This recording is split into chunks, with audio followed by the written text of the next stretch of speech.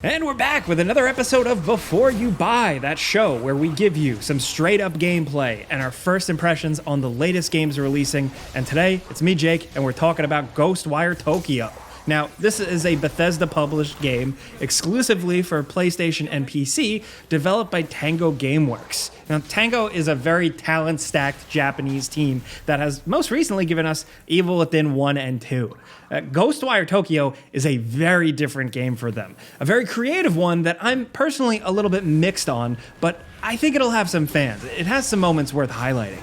Now, we've been playing a review copy, and just so you know, this footage was captured mostly on the PS5 version and is spoiler-free. So, like I said, Tango Gameworks is going outside the box with this one. Sort of. You know, it's a first-person action-adventure game set in an open-world map filled with things to collect and side quests to do.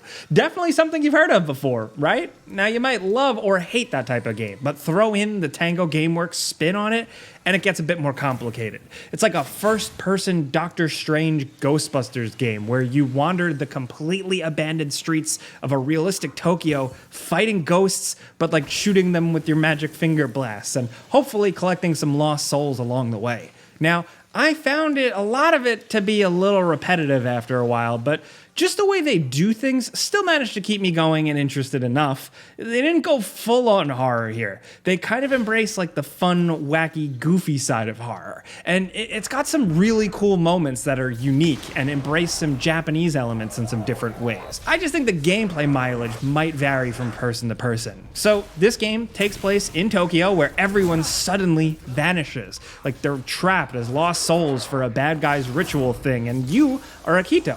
He's a young man who seemingly died but managed to awaken with the soul of another within him, this badass dude named KK. Now, with KK, Akito gets cool magic abilities, and they set out together to solve the mystery of what's going on in the city, hopefully save all the citizens, and also find Akito's sister. And presentation-wise, there's some thrilling cutscenes, some somewhat interesting characters, good music, good visuals, and really good voice acting. You have the option to play in English or Japanese. I chose Japanese, and the voice actors are very good. But gameplay-wise, you venture through Tokyo streets on foot in what I think is the best aspect of the game. The recreation of Tokyo here is staggering, dude. It manages to feel really vast, like a real city, and extremely detailed. Like every block is different.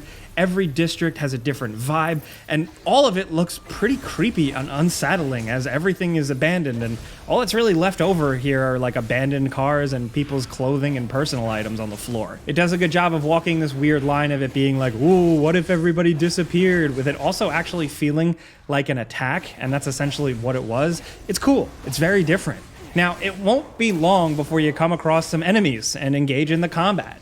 The enemies are everywhere, roaming the streets and on rooftops, and the battles can get pretty intense because you can only take a few hits, but the main flow is this. You can crouch and use a little bit of stealth if you come up on some enemies and do some stealth kills. You also have a magical bow and arrow to take some dudes out, and you can throw down talismans to temporarily disrupt enemies in certain ways. Now, that's your basic tool set without spoiling too much. Once all-out combat begins, the rest is all magic. And it kind of operates like a simple first-person shooter, if you want me to keep it kind of basic. You know, you have a shield kind of block ability for defense, and offense-wise, you need to blast enemies enough for them to reveal their core, and then you rip it out for XP, or just finish them off. Now, you swap between different elemental attacks on the fly. You shoot rapid-fire wind gusts at dudes, water blasts kind of serve up as like kind of up-close and personal attacks, fire attacks is kind of like bombs, and more spins on them the further you go without spoiling things. But each attack can also be charged up and released for a special variation, and generally become more useful the more capacity you unlock and the more you level up and spend skill tree points to just be able to do more stuff. And that skill tree is pretty great. I like it a lot. It's paced fairly well, and getting into it after a few hours genuinely makes the game's combat feel much better. Now, it can be pretty satisfying to get a few enemies stunned at the same time and then like weave a big massive thread with your magical hands and then do a boom thing and rip their cores out. The hand animations and like the visual effects for your hands on screen and blasting and finishing off enemies either up close or from afar are just absolutely freaking stunning. and one of the best parts of the game, especially with how it all works with the DualSense controller vibration and the trigger resistance. The thing absolutely like abuses your controller battery. It does not give a shit, but it's cool and it really helps sell it all. Enemy types are various different forms of ghosts, a few different types of headless kids, bigger, grosser killer ladies, and a bunch of Slendermans. I mean, like really slender men and women here. There's all varying sizes and difficulties, and there are a few cool bosses too. Unfortunately, it all gets stale after a while. Now, even though they pace out the new enemies fairly well, they all kind of boil down to just blast the hell out of them. That's really it. Not too much to it, except for a few special occasions. And it just kind of gets old, mindlessly blasting away enemies, just hammering on the trigger, especially on the tank characters and some of the bosses. The bosses shake things up a bit, but the mileage might vary depending on your personal taste. I found myself a bit bored at times with the combat encounters, but the combat itself, the actual raw feel of it, might be thrilling enough to you. The other place it might get stale for some people is the overall activities. Now, there are main missions, side quests, and things to collect. Fun collectibles, cosmetic items, beads that give you certain stat boosts, and just generally lots of opportunities to grind out and get your character stronger. Fighting, capturing ghosts, capturing unique yokai creatures, all stuff that does a good job of feeling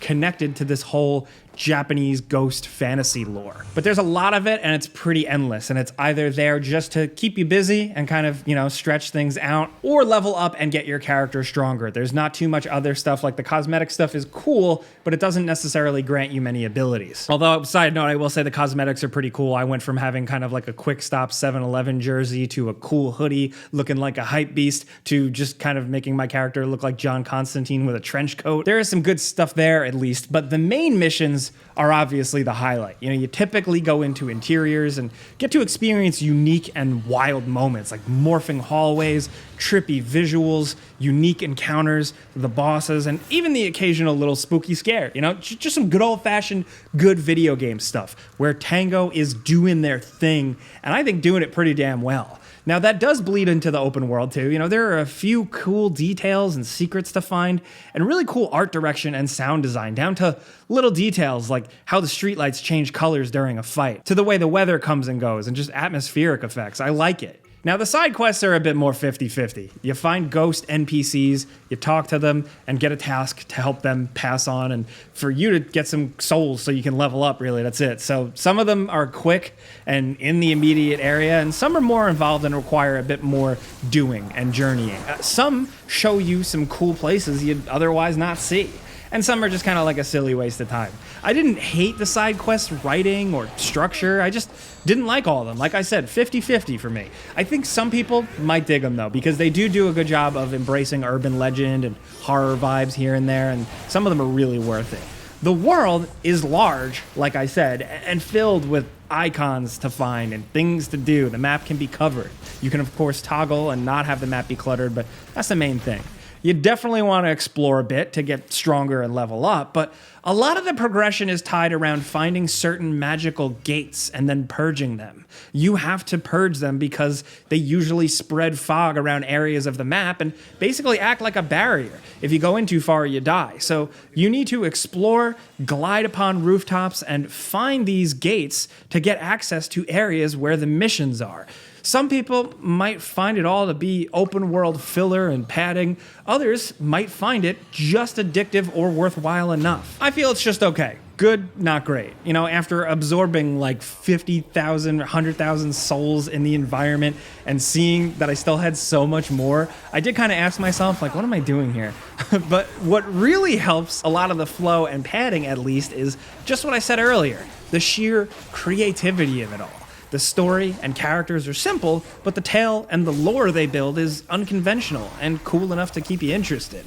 The combat got old for me, but then I'd still just find myself hunting for ghosts down a new creepy street I found. There's cool ghost technology, dazzling special effects, and like I said earlier, some really cool monster designs that embrace some Japanese horror tropes pretty well, all while keeping things a bit more over the top and action-packed. So for the people who typically comment telling me, oh, just admit you hate it, Jake, or just say you love it, that's not what I do here really, especially with games like this, these middle ground games. Ghostwire Tokyo feels good, not excellent. It depends, what you're looking for. There's a lot to love here. And there's some gameplay stuff I don't really like, and they're significant enough to mention. What I tried to do was hash it all out for you so you can get a sense of what may or may not interest you. That's it. I think despite some of the okayness with some of the elements, I think the cooler, more unique stuff might hook people and might click and vibe with people enough to where this game will have a fan base. There is some cool stuff to this, and I know it's like a meme at this point. I do say it so much, especially with games that I just feel okay about, but like with this,